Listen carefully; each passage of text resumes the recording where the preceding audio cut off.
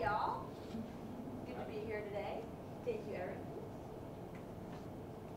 My name is Stephanie O'Bear, and for my project, I am focusing on the master planning and visioning process for the Coldharbor property, as well as providing some recommendations for things to consider in the phase of the preliminary development of the property. So, who's familiar with the Coldharbor property? Who's actually been on site? Oh, excellent. So this map here is just, it kind of just shows the context of where the property is in relation to the town of Gunnison. It's approximately 7 miles east, 333 acres, give or take an acre or two.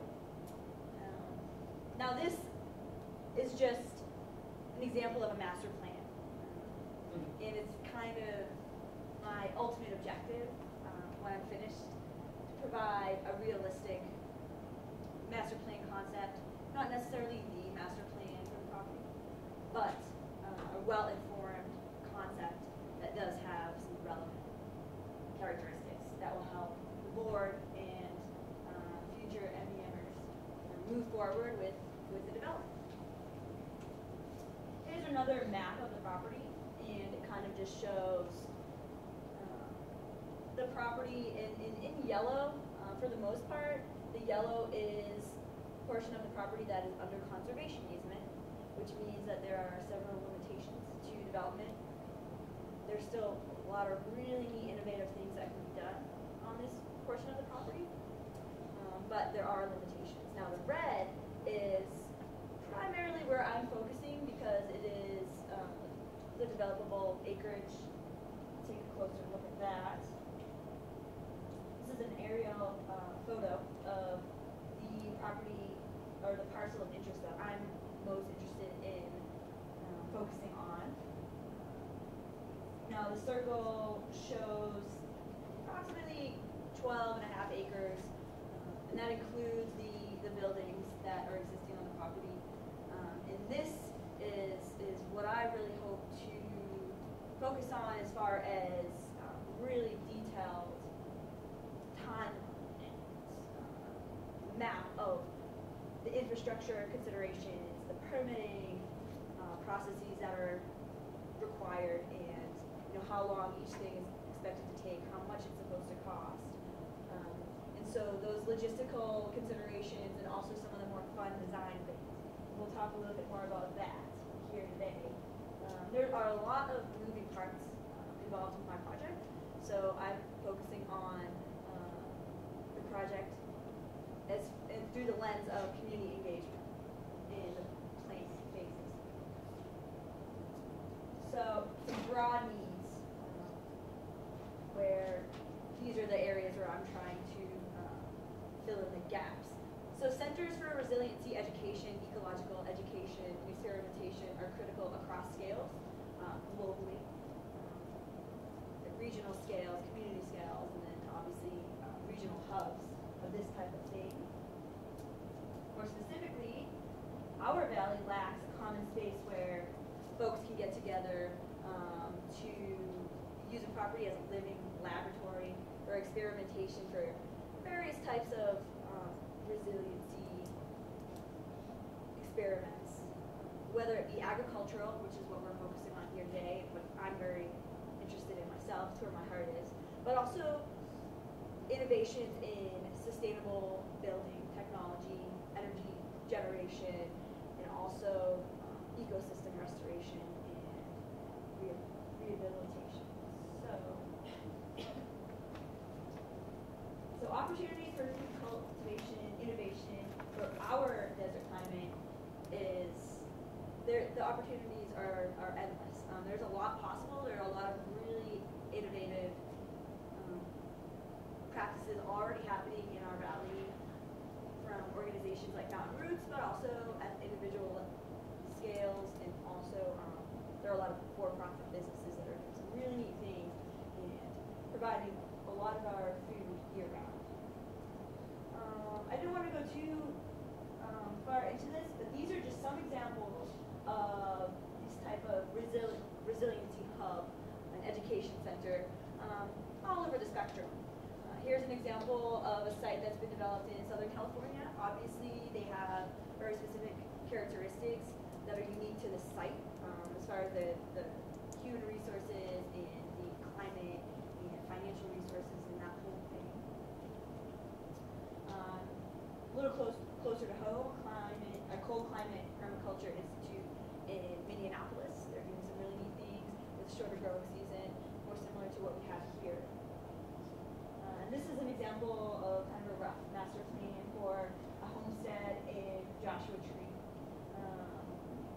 kind of gives you an idea of the type of final product that I'm really hoping to help facilitate for the end of my project.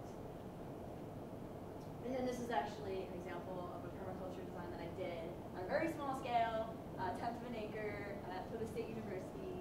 And this plan's actually been, is in the process of being implemented 6 years in the making. So it's pretty exciting.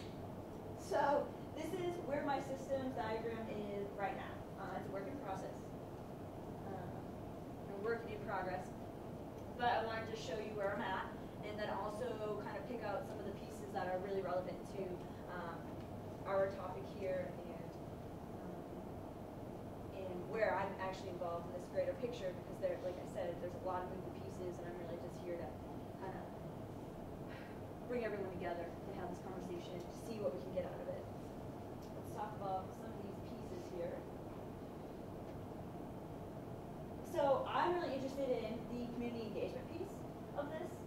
As you can see, there are a lot of other considerations that are really going to help inform the master plan. But community engagement is really important to me, and there are a few different ways I'm hoping to go about bringing in as many diverse perspectives as possible and sets of expertise. So right now I'm in the process of planning a 2-day design intensive, and that will be in November is really what we're planning. We're going to bring in a lot of folks. We're going to have an extremely facilitated, keep strict time on a series of workshops and group activities and conversations that are really going to help form a plan that is kind of a collaborative concept for the design of the property. Also, there are a lot of folks that I really hope to get interviewed, such as the neighbors of the property, kind of see where they're at, what their concerns are, what their visions are, if we can get their support and at what capacity. So that's something that I'm really interested in doing. And then also I'm in the process of kind of publishing a voluntary survey that I'll have on the internet. And some ways that I'm trying to bring people into that survey, because we all know that surveys have to have a low response rate. I built a website, and so I'm really going to start trying to, on social media, get people on that website, and there'll be a lot of places that will direct you to the survey. But then I'm also about to purchase some business cards for myself, specifically for this project. And then I can kind of have conversations with people, give them a business card, give them a link to my website, urge them to participate in the survey, and that will be kind of, they'll be able to put a name to the face. They'll really have, you know, they might go home and remember having a conversation with me in the free time, do this really quick survey. And then the information that I gather from that survey, from the data that I collect, will help us at the workshop, and that will be providing representation for folks that are not able to do this workshop, because it is kind of a time commitment. Then another piece are the timeline considerations. I know that there's probably not going to be a lot that happens on the ground before I leave, or before I finish my master's project. So I really want to have produce like a really realistic timeline of, you know, when we need to get permits for land use change and building permits, and you know, we have no electricity on site. So these are things that I really want to have really user friendly to benefit the board, and then also people moving forward, so they know, you know, who to talk to and when to go about some of these more logistic stuff things. And so these, among other things, are going to inform a master plan that is hopefully serves as a really useful tool for the board and the future MEMers for the next 5 years or so at least, and then some. And I already talked about the methods. I'm really excited to try the business card thing. So, you know, I advise you new folks to kind of consider innovative ways to reach out to people.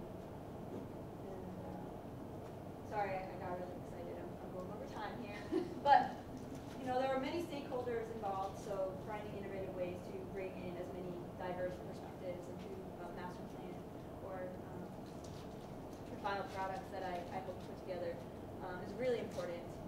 Hey Steph, why don't we move to Q&A, and you might be able to bring some of this That sounds good. Questions. That sounds great. Great. Here's my.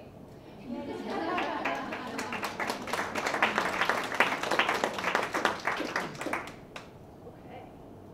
Sam. So in this master planning process, are you more focused on kind of developing the infrastructure where some of these experiments are possible, or are you at the point where you can start to focus on what some of these projects and programs and experiments look like? And is there any opportunity for kind of developing a space where these projects can take place, kind of like a little laboratory? And is there funding to do that, like where you can house some of these projects maybe? Absolutely, that's a really good question, because when I started this project, my vision was to kind of focus on more of the details, like gardens in particular, and then, you know, what an interpreted compost project would look like. However, talking to many folks involved, such as, you know, the community development department in Gunnison County and the board of directors, and in doing a lot of research and really digging in, I realized that in order for these projects to be possible, we really need to get through this permitting, this infrastructure development, these phases. Then we're going to have more of a solid base to apply for grants for the more specific projects. Also, there are buildings on site that have great potential, and they can serve as space for folks to get together to plan these projects, these more specific projects. And so I'm kind of trying to offer a set of alternatives for ways to proceed and how to use those buildings so they can serve as a base. I think that the first big project as far as funding goes might be to make those buildings up to code and usable so people can get on site and get their hands dirty. Hope that answers your question. But basically I wanted to do more of the detail-oriented stuff, and that kind of shifted because I'm still doing detail-oriented stuff, but through a different lens. And I think this stuff's really important for any nonprofit organization and large-scale community projects like this. So it's kind of like I'm in the weeds with like some of the more tricky things, having the tricky conversations, but I think it's really benefiting me individually, professionally. So We have 2 more minutes. I think Jess has a question, and maybe we can get through another one after This this. is a simple question. Sure. What is the due date you're hoping to achieve for the master plan to be complete? March. Yeah, that's in my mind. I think that will be enough time after the November session. I'll have some months to gain more insight and put together like a nice final product. I don't know who had their hand up first. Okay. James. Okay, yeah, it was just, this project looks great. I'm curious about the timeline procedure, and, you know, this whole project may not be finished by the time your master's project is done. How do you plan to carry it on to see it fully developed and finished? Are you meaning like the development of the property? Yeah. Yeah, no, that's a really good question. So. Yeah, this is all you. I'm really trying to set you guys up to take on individual projects. I don't think anything's going to be done as far as anything on site. It might look the same. Maybe not, but that's kind of what I think it's a realistic point that you're making. I hope to have a really user-friendly handbook and guide for the steps to take, who to talk to, when it needs to be done, how much money to expect to invest when you're trying to build a greywater system for your water, affluent water. So There is funding for a composting toilet, I hear. I heard that too. Solar. I'm just coming into turn. Like that is too cool. So there's a lot of opportunities, and I think by the time if any of you guys would like to pursue a project here, I think you'll be in a better position to really like do some spade in the ground solution.